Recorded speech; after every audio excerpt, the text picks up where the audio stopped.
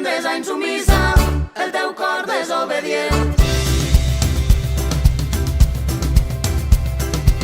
Ens imagines llegant la geografia, creuant països, mirades i destins, fent de la vida la millor filosofia, juntant les mans, creuant els dits.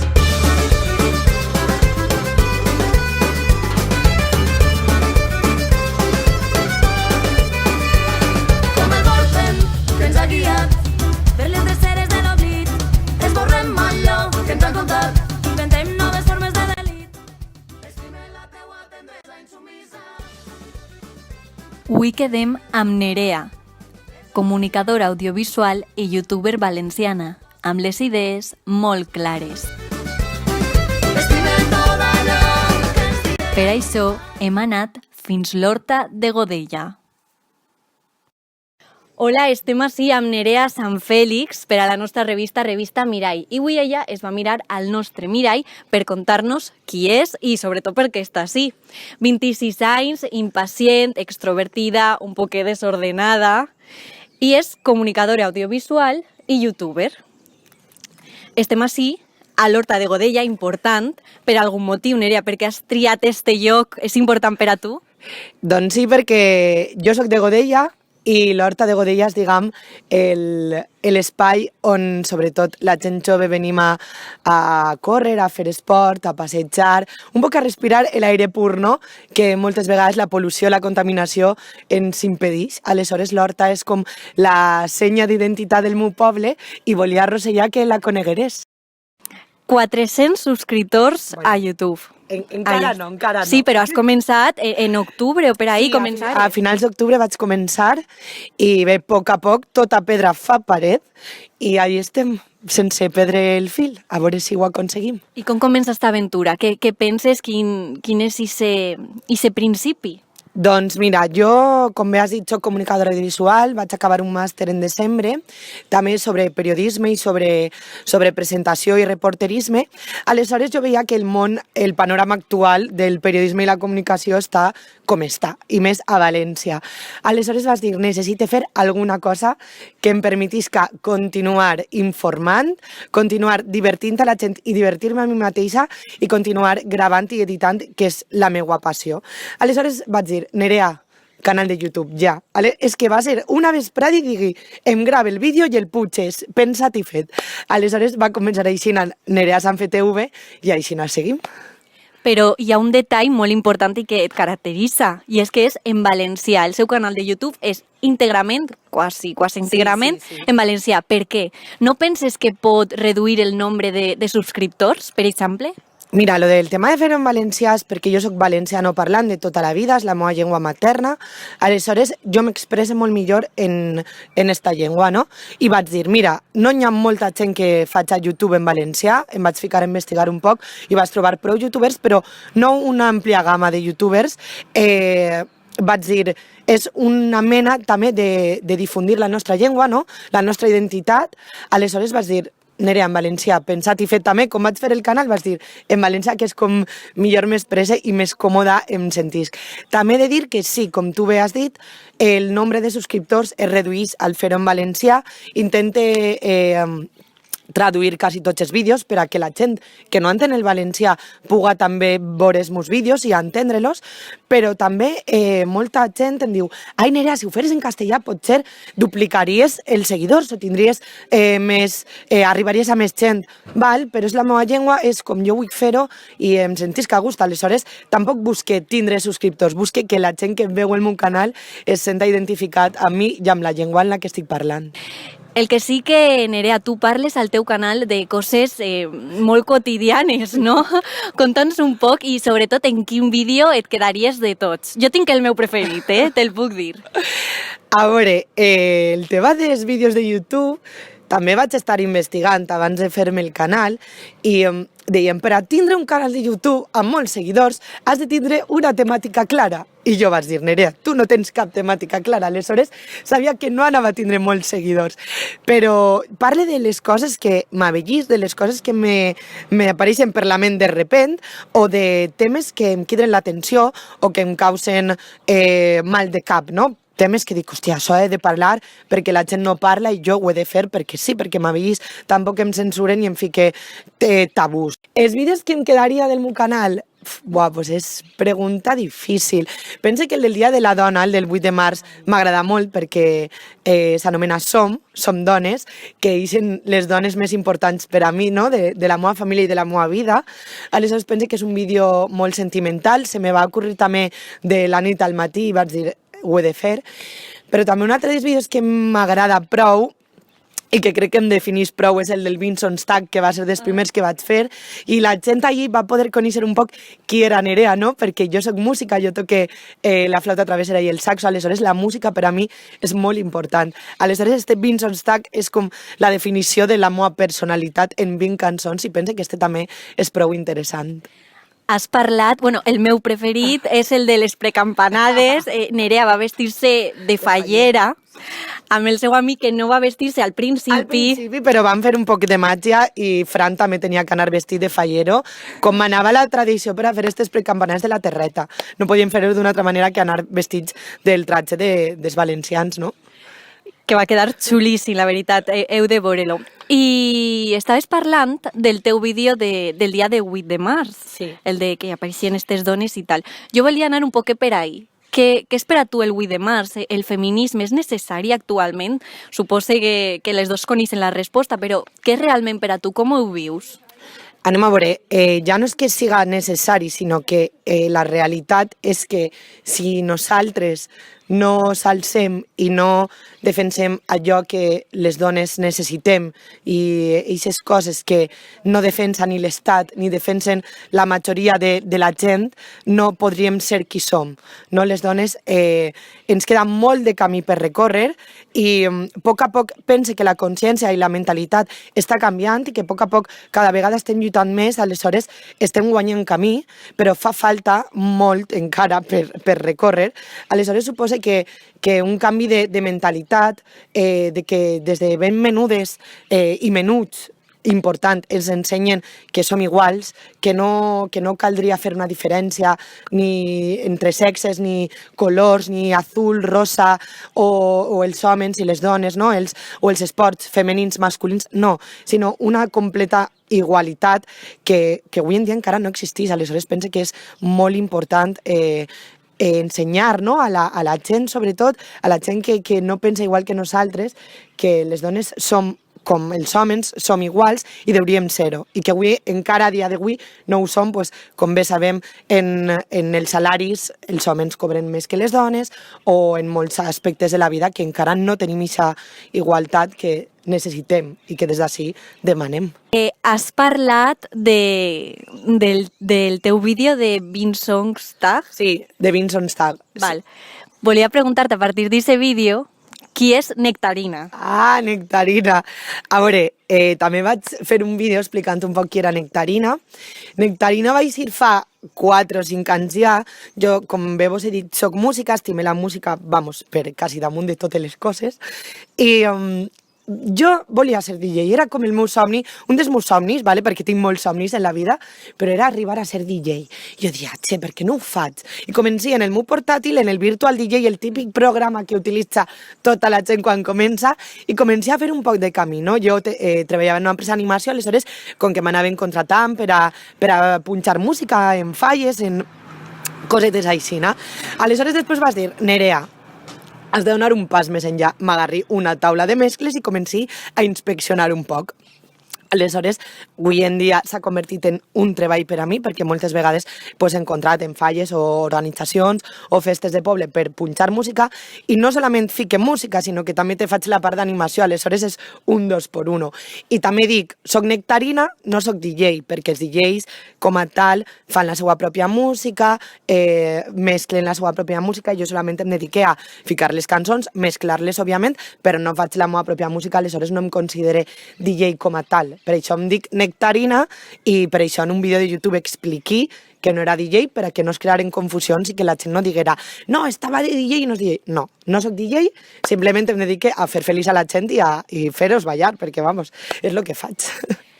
Creus que en les xarxes socials, com YouTube, es crea una vida que de vegades no és realment la que nosaltres tenim? O sigui, una espècie de vida virtual o vida irreal? Home, és que esta pregunta és per a dir rotundament sí, però gegant. Anem a veure, jo sóc la primera que seguisc en YouTube i en Instagram a influencers, com es diu avui en dia, que tenen 500.000 seguidors, 1 milió de seguidors i que es dediquen a pujar fotos diàriament o vídeos que òbviament és que dius, ostres, ojalà tinguera jo aquesta vida, no? Ojalà poguera anar-me'n jo a les Bahamas una setmana i gravar-te un viatge i dir, mira que bé m'ho estic passant, no? Però hem de tindre molt clar que aquestes persones estan sent pagades per empreses, no? I que aquestes empreses són les que subvencionen estos viatges, estes robes, estos dinars, estos sopars, com van cada dia vestides, i fan també que aquestes persones creen una vida imaginària o una vida idíl·lica, no? Per a la gent que l'estem veient, però no és una vida real, o sigui, la gent té que tindre clar que esta vida no és la realitat. I ahí està el problema, que moltes vegades pensem que esta vida és real i que la gent, sobretot les youtubers o les influencers mares, ¿no? La maternidad como algo precioso, como algo bonito, no, o sigui, hi ha una realitat i una ficció. I jo crec que moltes vegades se passa més el rango de la ficció que de la realitat en aquests aspectes de les xarxes socials. El problema, com bé estàs dient, és que hi ha gent que no ho sap, no? Que pensa que i vol com acostar-se a aquesta vida, vol com imitar-la, i ahí ve el problema de xiquetes o adolescents que volen estar igual de primes o problemes d'anorèxia. No sé tu això com ho veus, tu com a influencer valenciana. A veure, jo primer encara no em considero influencer, no? Però sí que intente mostrar la realitat, no? La realitat que jo visc i la realitat que veig en el món. És a dir, també em faig fotos de postureo, oye, que tot el món ens agrada fer-nos una foto i dir, ai, mira que guapa eixit, no? Però que si m'aveguís pujar-te una foto sense maquillar i dir, mira, estic en el sofà de ma casa veient una pel·lícula, també la vaig a pujar. La gent jove, com tu dius, sobretot les dones, femeninament parlant, que és un tema prou fotut, intenten imitar uns cànons de bellesa, uns cànons de figura, de modelatge, que moltes vegades no són reals, com tu bé has dit, problemes d'anorèxia, problemes de en 13 anys vaig maquillada com una porta i vaig vestida com si tinguera 50 anys o 40 anys. Són coses que avui en dia, potser quan nosaltres érem menudes, no vivíem tant a fons perquè no teníem xarxes socials i ara com que se va accelerant tot. Aleshores jo veig xiquetes en 13 anys que tenen 50.000 seguidors i que pugen fotos al dia que són elles mateixes, la seva cara o el seu cos i que creen una realitat a altres xiquetes que realment no és la que toca. En 13 anys tu has d'estar jugant, no estar pujant fotos a Instagram. Vull dir, és ahí un poc aquesta confluència que a mi no m'agrada, no em sembla bé. I els pares haurien vigilar les xarxes socials i vigilar que els seus fills i filles, per lo menos, o no tingueren aquestes xarxes socials tan pronte o les tingueren però vigilades per un supervisor o supervisora. Què els diries a aquestes xiquetes? Perquè has parlat en femení totalment. Què els diries? Què els diries per a que obriren els ulls i no estiguen tan pendents d'aquest paradigma un poquet que se'n va de la realitat? Doncs que aquesta realitat, que podem dir realitat entre comilles, pot passar com un segon, és a dir, avui tens 40.000 seguidors i demà no tens ningú, no? Perquè això no és real. Moltes vegades també cal recordar que moltes influencers com a tal estan comprant seguidors, aleshores no són persones reals i que no és una realitat del dia a dia. Jo no visc de les fotos o no vaig a comprar el pa de les fotos, no. Cal estudiar, cal tindre un futur, cal tindre una ideologia i una mentalitat. No pots deixar-te influir per una persona, sinó tens que ser tu mateixa, pensar tu com a tal, i això solament el pensar tu mateixa i tindre la teua pròpia opinió te la dona la informació i els estudis, sobretot. Aleshores, que això és el més important, que no es deixen influenciar per gent que potser no és res o no és ningú. Informació, estudis, però també youtubers o influencers, no? Sí. Perquè, vulguis o no, el teu canal té com un poquet ahí, un punt educatiu, no? Per exemple, parles de reggaeton, en un dels teus vídeos i tu tens uns valors molt ferms i que trasllades a través dels teus vídeos. Parla'ns un poc d'aquest tema del reggaeton i tu com ho veus? A veure, jo no em considere ni mestra de res, ni intente que la gent em seguisca el meu forma de vida o de pensar, simplement expose les coses que jo veig, no? O que no m'agraden. El tema del reggaeton, en primer lloc jo vaig aclarir que jo escoltava reggaeton, era la primera que me'n vas de festa i em posa una cançó de reggaeton, però que hi havia moltes cançons que tenien lletres espectacularment horribles, masclistes, en temes super lletjos, per dir-ho així, i volia analitzar un poc aquestes lletres, no? Hi havia cançons, òbviament, que ja podies intuir que tenien paraules o expressions dolentes, però, per exemple, Shakira, que jo em considero fan número 1 de Shakira, tenia la seva cançó Perro Fiel i parlava d'una dona completament sumissa a l'home, una dona que no volia un home que no siguera molt celós, un home que li rentara el cotxe, vull dir, tens que tindre un home per a que te rente el cotxe i has de demanar que un home no siga celós? No. Vull dir, nosaltres podem fer-se totes aquestes coses i tu no has de dir res d'això. Aleshores, és un poc com analitzar la música que escolta la gent d'avui en dia, els joves d'avui en dia, sobretot el reggaeton i el trap, que les lletres són per analitzar una per una i no acabaríem mai perquè són horribles, però encara així, malgrat tot, les escoltem i les veiem. És com una confrontació, no? Parlant de tu, quin és el teu somni realment a la vida? Ara que tu penses, m'agradaria estar ahí o quin és? A veure, tinc molts somnis en la vida, però professionalment, no? M'encantaria treballar en un programa rotllo Callejeros, Samantha, com de reportatges, no? Viure en el carrer, cobrir el carrer. Soc molt reportera de carrer, aleshores és una cosa que m'apassiona, el contacte amb la gent.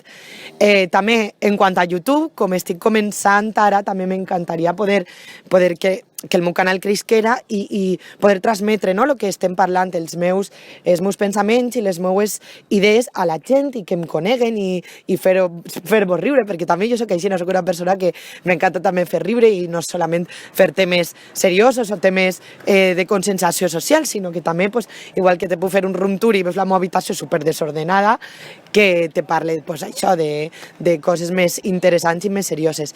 Però bé, m'encantaria això, poder ser reportera en un canal de televisió o a l'estranger, encara que t'he de dir que si és en València seria el meu somni, no? M'encantaria viure en València, en el meu poble, en Godella, és com un somni per a mi i ojalà poder arribar a fer callejeros per Godella o per València, algo així, alguna productora que traga aquest programa.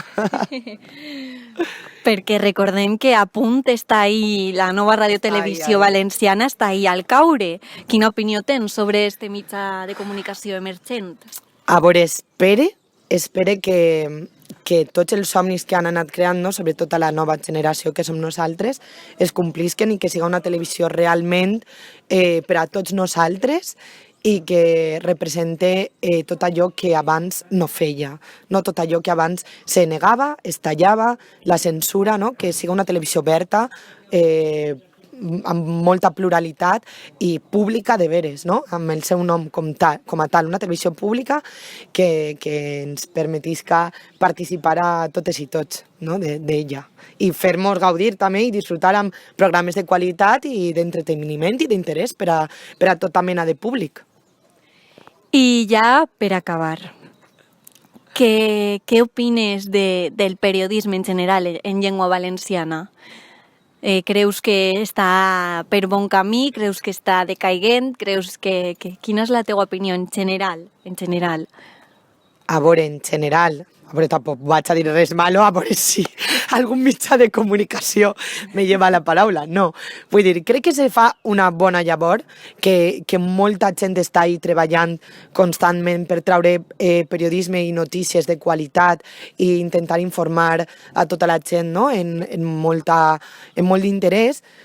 Com tot, sí, hi ha mitjans de comunicació que seran millors o pitjors, en més pluralitat o menys, perquè òbviament també així qui mana és qui paga. Aleshores, vull dir, hi ha mitjans de comunicació que es tindran que atanyar unes normes i altres que podran ser més plurals. Però pense que fan una bona llavor i que és necessària per a nosaltres, no? Tindré uns mitjans de comunicació que informen de tot allò que passa al voltant nostre. És molt important.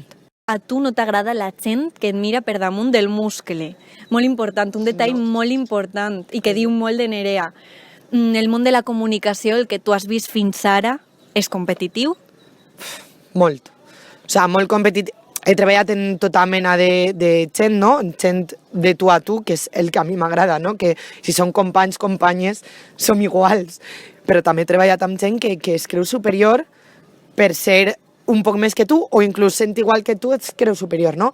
Pense que tots som iguals, tota la gent hauríem tindre aquest punt de companyerisme, d'ajudar-se, de no intentar xafar a l'altra persona, sinó en compte de xafar-la, donar-li la mà per a que vaig amb tu. Aleshores, és molt difícil en el món, sobretot de la televisió, no? el tindre aquesta igualitat.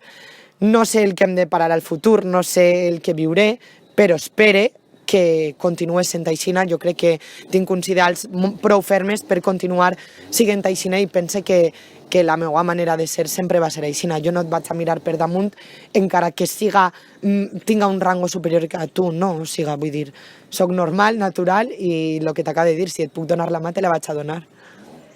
Molt bé, Nerea, amb això ens quedem. Moltíssimes gràcies per esta entrevista per a la revista Mirai i estàs convidada a participar sempre que vulguis.